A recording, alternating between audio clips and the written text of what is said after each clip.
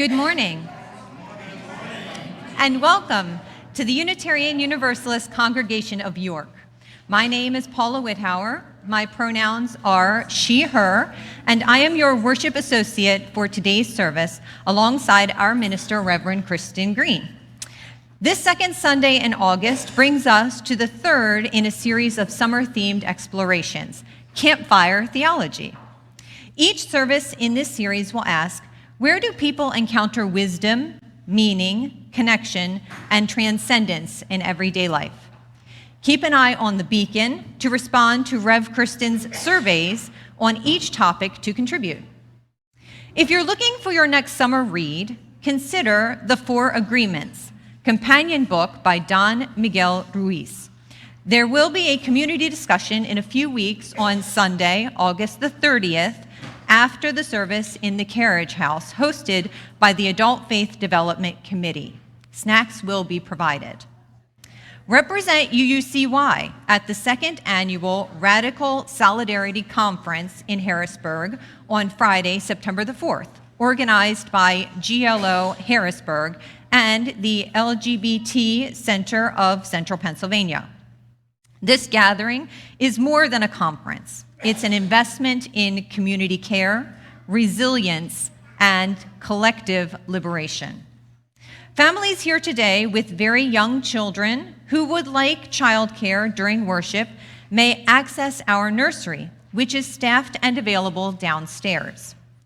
Please make sure to note all the important announcements listed on the back of our order of service. Scan the QR codes with your phone for more events, activities, updates, and information for newcomers. Whoever you are, whomever you love, we are glad that your faith journey brought you here today. The mission of this congregation is to nurture a loving community, inspire lifelong spiritual and personal growth, and act for a better world. We welcome all of you joining us in person or online. If you are joining us for the first time, we invite you to visit our welcome desk to fill out a newcomer card or send an email to welcome@uucy.org so that we might get to know you. Let us now mark this time made sacred by our presence by taking a collective breath.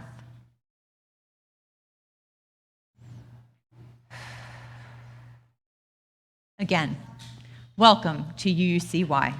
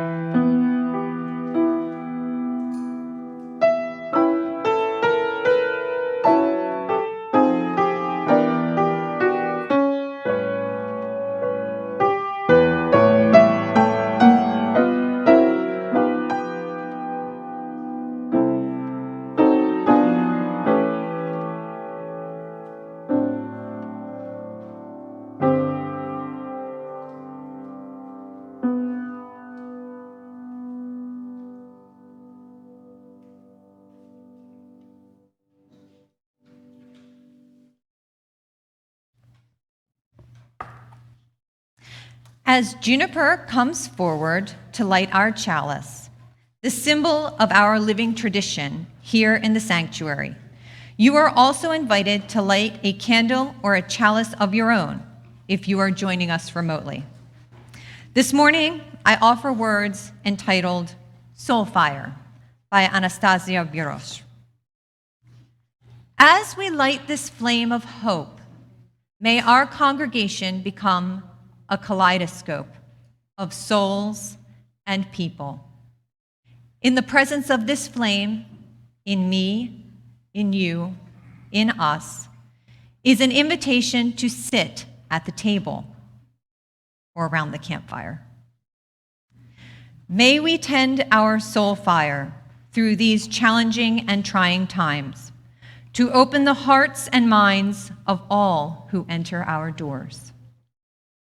Please rise in body or in spirit to join us in singing our opening hymn, number 389, Gathered Here.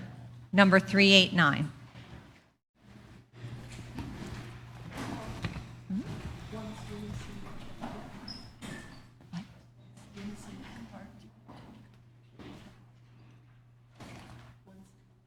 Oh, yeah, okay. Yeah, once in. We will sing once in unison and then in a round.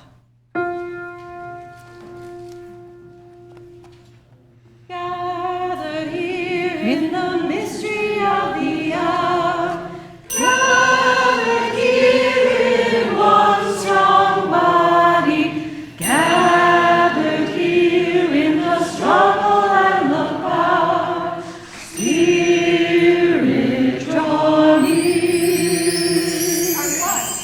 Gathered here in the mystery of the hour. Part two.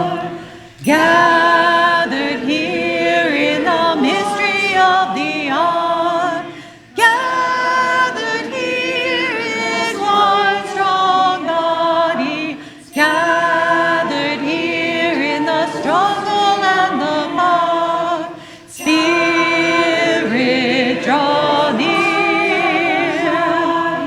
Gathered here in the mystery of the hour, gathered here in one strong body, gathered here in the struggle and the power, Spirit draw near.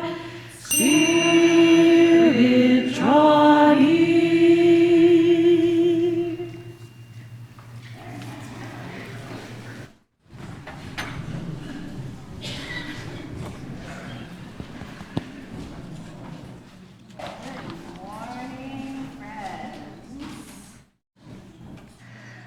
Good morning, friends. If you haven't noticed, we have a pretty cozy campfire up here on our rug, and it's not even that hot, so it's safe. If anybody feels like gathering with Paula and me up around this campfire this morning, I think Paula has a story she wants to share. Do you all like scary stories? You like telling spooky stories around the campfire sometimes? Okay. Oh, we got some brave ones. I love it. Okay. Well, just for effect, because, you know, when you do a campfire story. Right? Okay. Now, Ellen had just fallen asleep when she heard a strange voice. Ellen, it whispered, I'm coming up the stairs. I'm on the first step.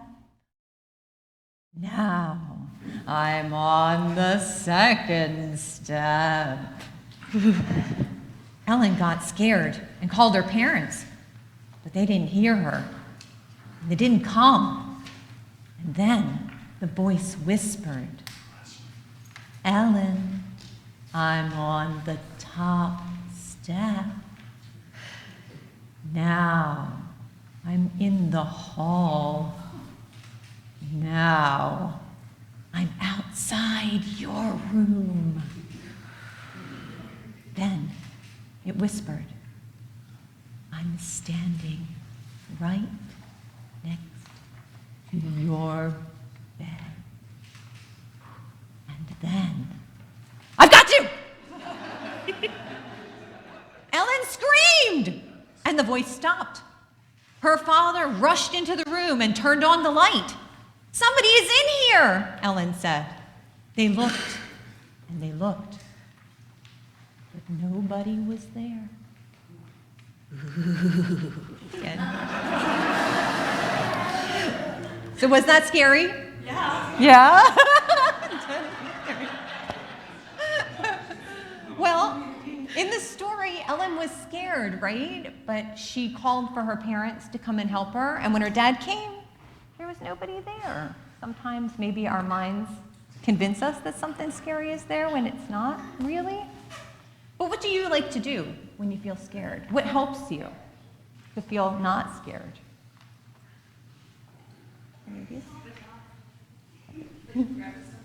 A stuffed animal, right? There are things that we can find, like stuffed animals, parents, friends, brothers and sisters. They can help us to feel a little less scared.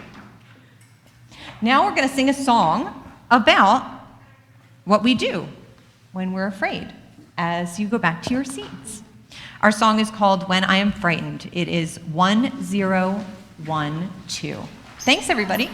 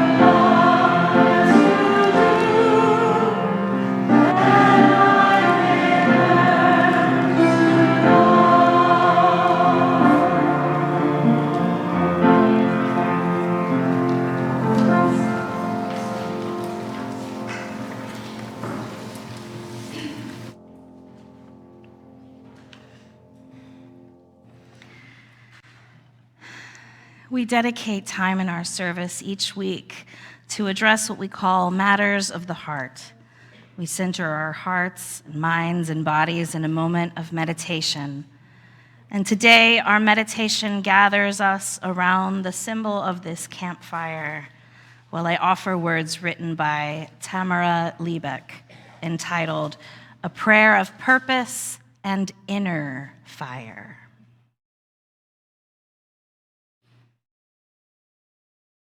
Holy One, you who dwells within and among us, let us remember the blessings of purpose that we have received throughout our lives. When the fire of our soul burned brightly, those moments of clarity when our direction felt in line with a greater purpose. When the doors of opportunity were easy to see and even easier to open. Those moments of clarity when even strangers felt like family. We ask this day to have that clarity of spirit come forth into our lives again with the power of a mighty wind, opening the horizons of our hearts and minds to that inner fire which burns inside all of us. May we be inspired this day to sing out praise of this glorious life in a language beyond the power of speech, in a language of action, so that our lives might be a beacon of justice and love, and the world might know hope through our story, our song, and our movement. We ask this day that our inner fire burn brightly with compassion and courage and love for whatever number of days ahead are still ours to claim. These and the many prayers of our hearts we lift up now into the silence.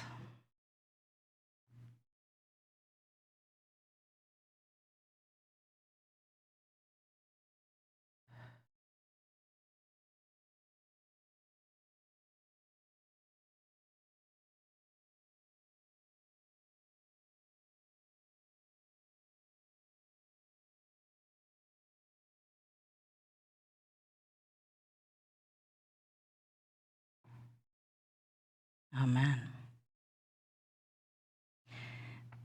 We now turn our attention toward our own fire ritual of sorts, the lighting of candles for matters shared by members and friends of this spiritual community.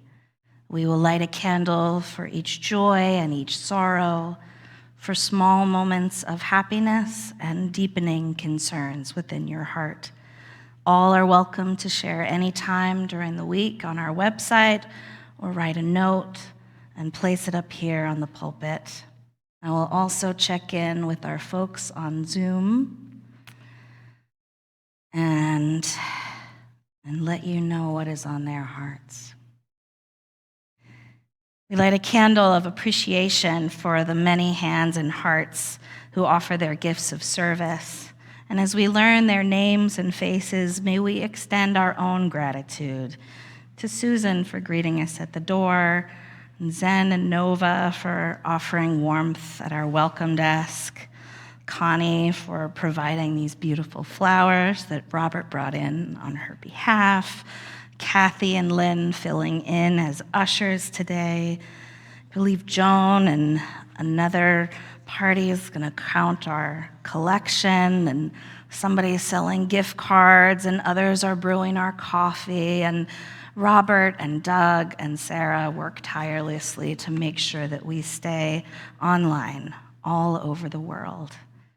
May all those whose labors remain unnamed feel held by our expansive gratitude and forgive us for our omissions. May we increase our awareness of all the invisible ways we share in this sacred work. We light one final candle this morning for all that remains unspoken. It may feel too large or too small to share, and you may not feel ready to hear it read aloud. But please know that our community holds these things with you, even if the words never come. We honor all that we carry within our hearts and know that the flame of our faith kindled here resides within us also at all times. So may it ever be, and amen. As we open our hymnals or go to our orders of service to begin singing our hymn of response, I feel like it's such a beautiful gift with the Spanish lyric adaptation of Carol McDade's English lyrics to 123, Spirit of Life. Fuente de amor means fountain, but more so source of love. Spirit of life that we often call love, come to me, it says. So we sing this prayer in both languages with hundreds of other UU congregations across the country every week as a vibrational act of gathering around the source, the wellspring that something comes from before it even has a name. A campfire is a fuente as well, with the same invitation: gather at the source and let it tend you. So let us call to that fuente de amor, that spirit of life and love. You may remain seated as we sing together.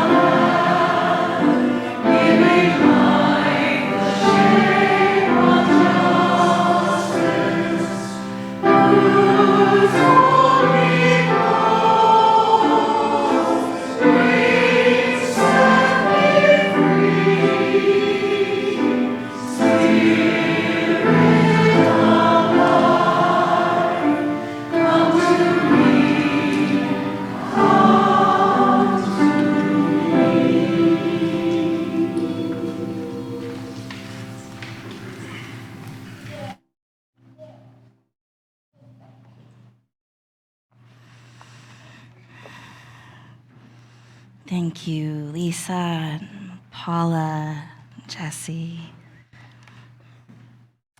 It is good to be gathered in the mystery of this hour, in one strong body around this campfire, these candles, this chalice flame. And for those of us who startle easily, it's also good that it's a bright, sunshiny day and the lights stayed on during that Time for All Ages story this morning.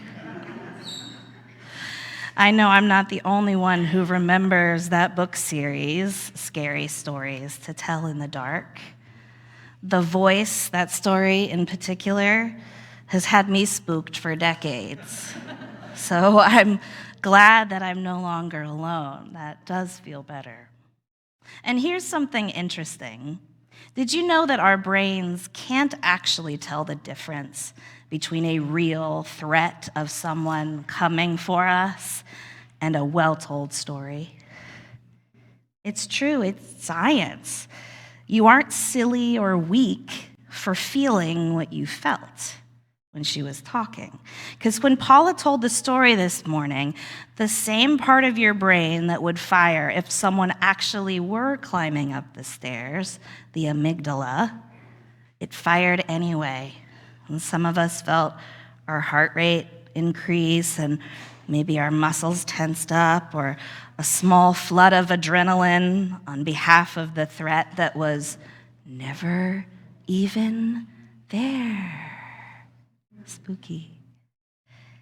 But none of us ran for the doors, I noticed. I did keep an eye on that, because some other part of us knew that the whole time we were safe, in a kind of circle in daylight, but also surrounded by people that love us. The best way to really enjoy the beauty and the benefit of a real campfire is when the sun goes down and it gets dark outside. But the darkness reminds us of the unknown. We don't even need a monster. All we have to fear is fear itself, right? So we practice this process of scaring ourselves in community. We put the flashlight under our chin and we feel our hearts racing before we startle and squeal, but then laugh. Cultural scholar Clint Fluker studies what happens to people when they watch scary movies together. He calls it a ritual as old as ghost stories around a campfire. So I really had to use him in the sermon. He says that gathering around a scary story or a scary movie allows people to externalize their fear and then laugh afterward at the feeling of relief and talk about it. Because the threat was never real, the energy resolves into something else entirely. Relief. I'm not actually in danger. Laughter, that kind of joy that only shows up on the other side of being scared on purpose. It's good to face our fears in the safety of a circle around the campfire. Not simply to practice being afraid, but to rehearse what it feels like to survive that fear. And in a way, the campfire becomes a kind of playful healer. I find it beautiful that the body and the brain and the spirit aren't three separate systems having three separate experiences telling spooky stories around the campfire. They're doing the same work at the same time in similar language, that language that we can't quite capture. The amygdala releases courage, and the body remembers that it survived. And whatever we want to call the rest of us, soul, spirit, or self, quietly learns that fear, when faced together, becomes something we can carry rather than something that carries us. The hymn we sang after this story asked that very question that a campfire story is testing us. When I'm scared, will you reassure me? Will you share some of your stories with me? A ghost story is really just that hymn in disguise, that way of asking people around the fire, are you still there? Will you help me feel better if something goes wrong? And every time the answer is yes, we learn something true about the circle that we're sitting in. I asked again this week for your lived experiences to be my source, and you delivered beautifully. Lisa Paolo spoke of family camping trips, the great outdoors, wild animals, and missing homemade trail mix one morning. Got eaten and scattered.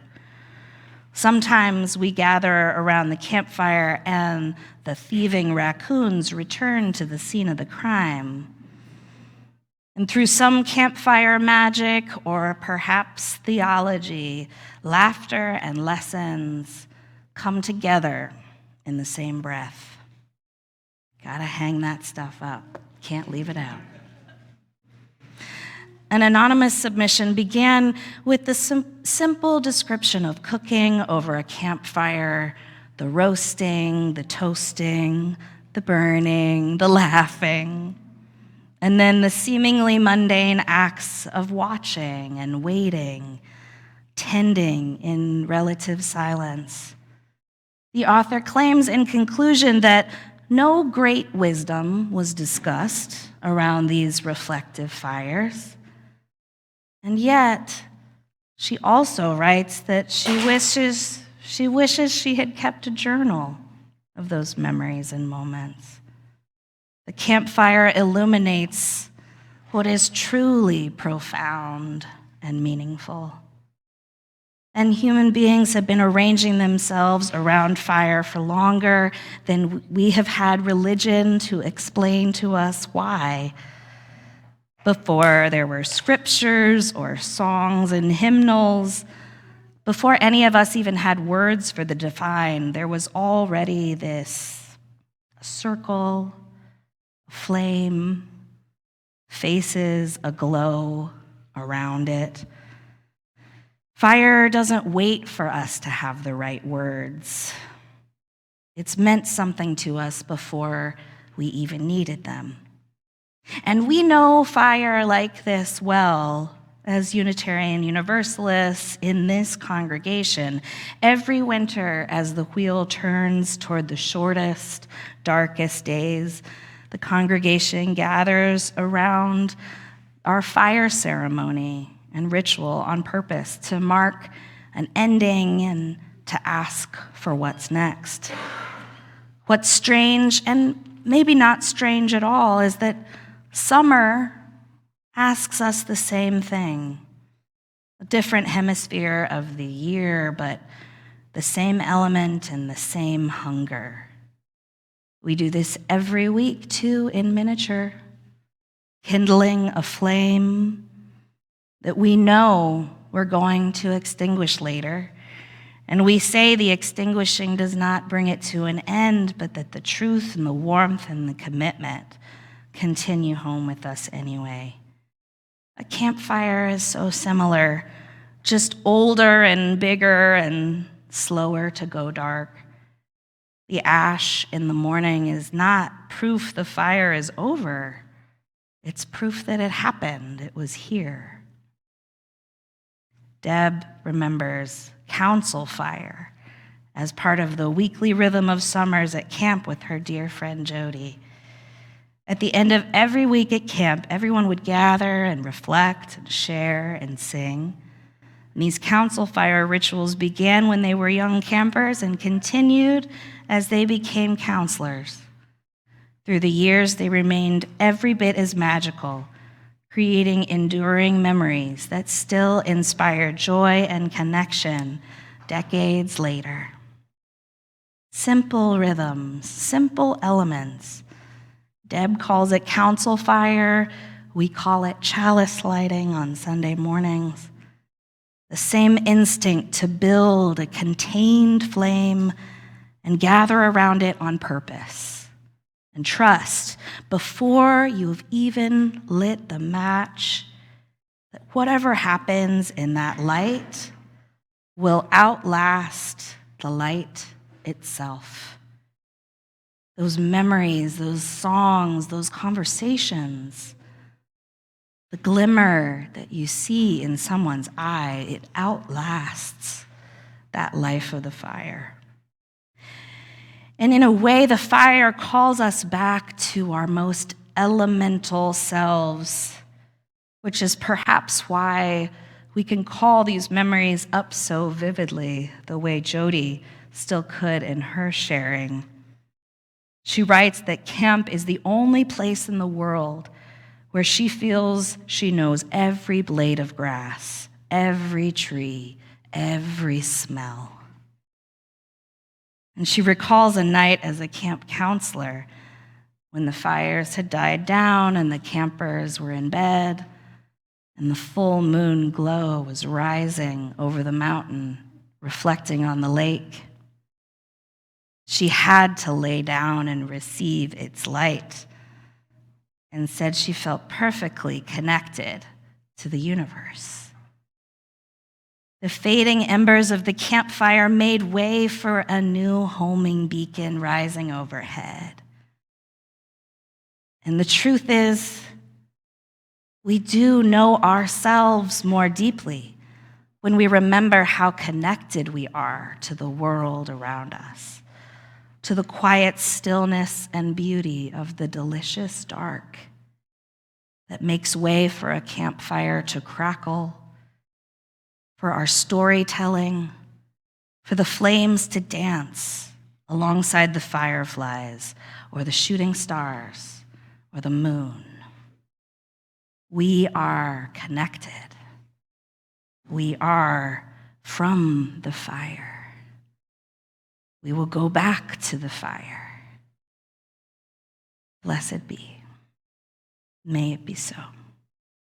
And amen.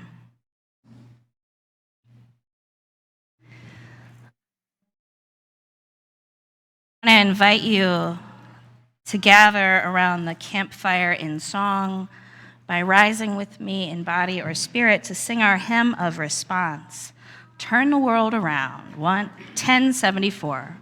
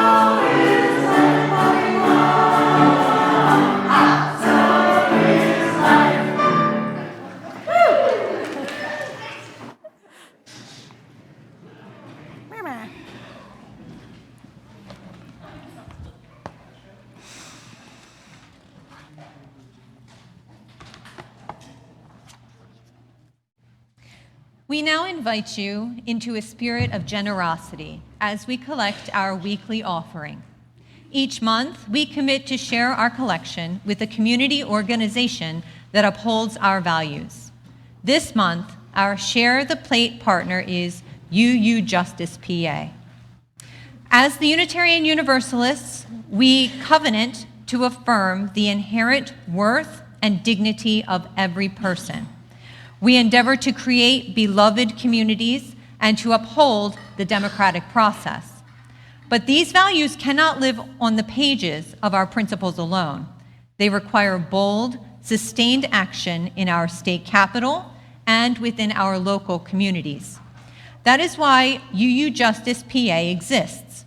For 15 years, this small but powerful state advocacy network has united people of consequence to speak truth to power in Harrisburg and to ensure love ripples across the Commonwealth. Every step toward justice requires dedicated action. Your generosity funds education to build awareness and action focused on 7 broad social justice initiatives, grassroots mobilization, and partnering with large organizations that align with our social justice values. Statewide legislative tracking, keeping our 36 supporting congregations informed on critical bills, targeting advocacy alerts, and organizing strategies that connect Pennsylvanians directly to their lawmakers every day. Your donation ensures a persistent, progressive faith voice remains strong in PA policy. The ushers will now collect the offering. If this is your first time visiting with us, please feel free to let the basket pass you by. Your presence is a gift.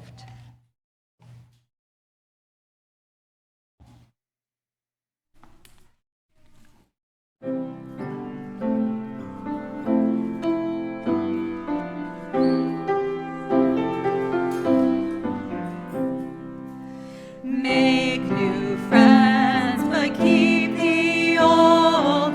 One is silver and the other's gold. A circle's round, it has no end. That's how long I'll be your friend.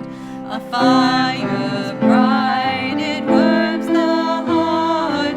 We've been friends from very start. You have one and I have the other. Put them together, we have each other. Silver is precious, gold is too. I am precious and so are you. You help me and I help you. And together we will see it through. The sky is blue, the earth is green. I can't help to keep it clean. Across the land, across the sea, friends forever we will always be.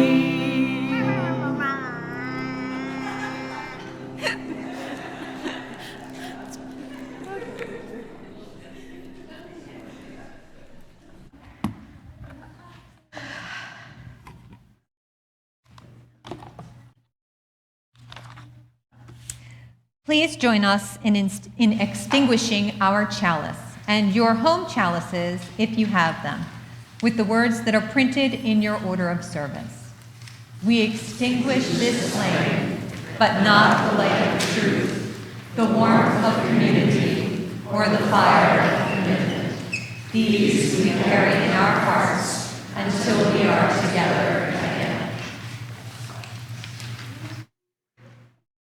Before we close our time of worship this morning, I want to offer some brief words by Susan Carlson. We leave blessed by our connections to one another, to the spirit of life. Walk lightly, that you see the life that is below your feet. Spread your arms as if you had wings and could dance through the air. Feel the joy of the breath in your lungs and the fire in your heart. Live to love and be a blessing on this earth. Go in peace. May it be so, and amen. Would you please rise with me? We are known, we know this, by the company that we keep that circles around to tend these fires. We shall be known by the